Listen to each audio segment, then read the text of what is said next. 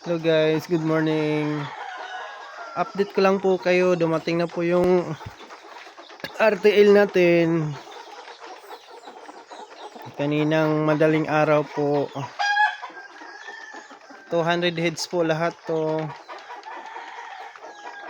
So, pinainom ko muna sila ng tubig.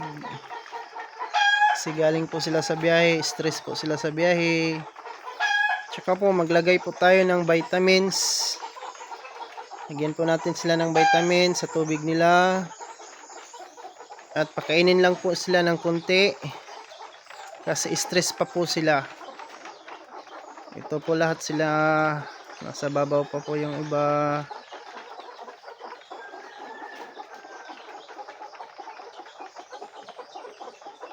Yan po. Ang ganda po ng katawan nila. Uy.